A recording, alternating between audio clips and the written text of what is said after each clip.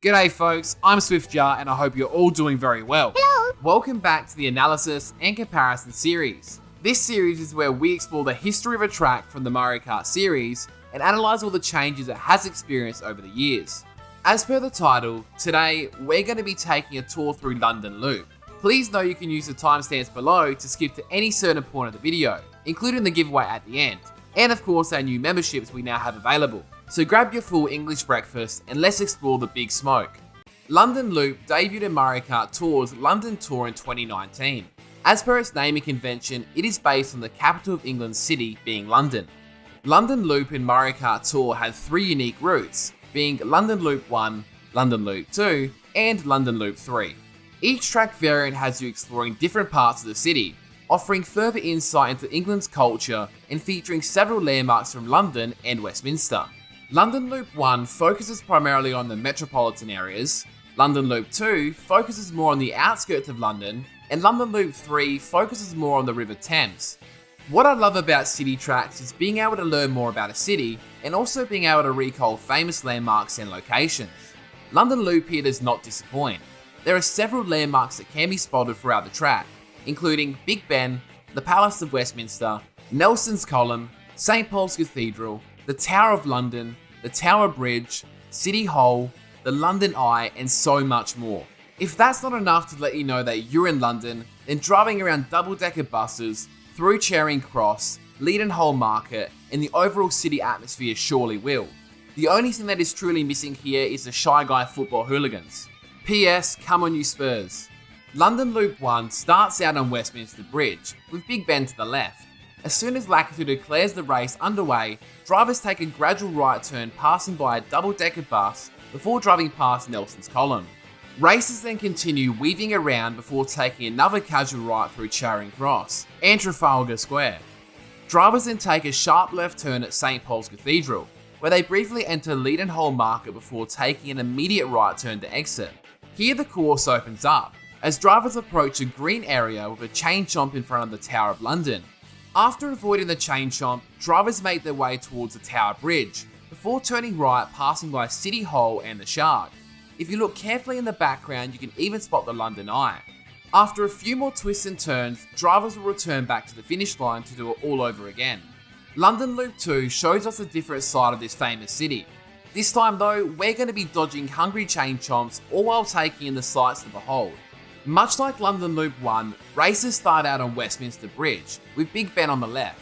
This time however, instead of making a gradual turn right, races will head straight into St James's Park, which is right in front of Buckingham Palace.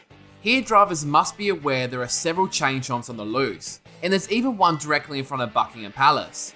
After racing through St James's Park, races will eventually take it straight down a long street, where they'll pass the British Museum and eventually head towards a ramp with the Shard in the background.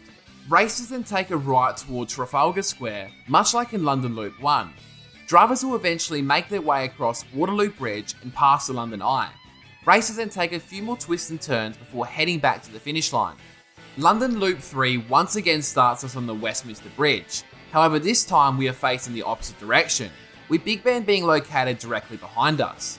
London Loop 3 focuses primarily on the River Thames, and as soon as Lakitu declares the race underway, we're heading straight toward it.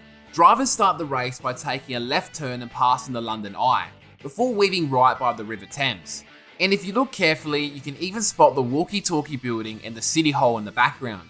Drivers will then take a left U-turn, taking them onto the Tower Bridge. Much like in London Loop 1, the track then opens up, taking us through that green area with the Tower of London.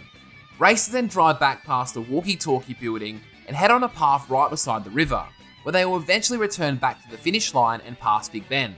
Thanks to Nintendo's Wave 3 announcement trailer, we now know that London Loop is set to feature Mario Kart 8 Deluxe, and it will be the first track in the Rock Cup.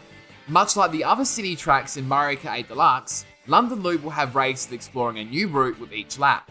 London Loop looks sensational in Mario Kart 8 Deluxe. In particular, I'm a big fan of the weather change. The cloudy sky and the fog effects really help differentiate it from the other city tracks, and it's definitely more accurate to the UK's weather.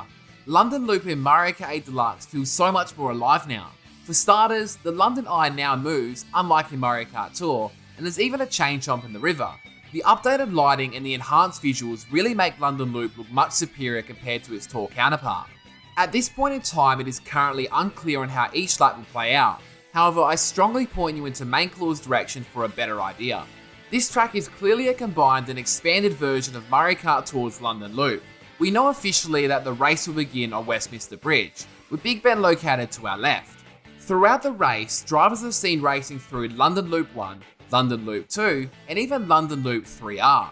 Thanks to Poi, who shared the London Loop map in the Swift Cafe Discord, we now know that drivers could potentially have a choice in taking certain routes. For example, at Leadenhall Market, it may be possible that drivers could enter the market like normal, or avoid it by taking an alternative route to the right.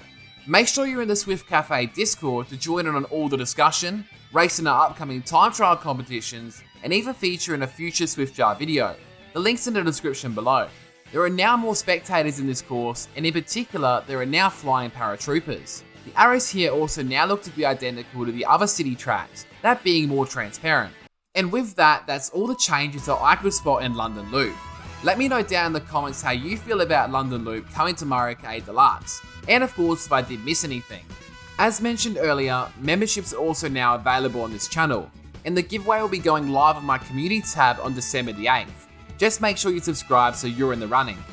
Please remember to like the video if you did enjoy it, and subscribe to be sure you don't miss the other track analysis videos. Thank you! Until next time, take care and goodbye.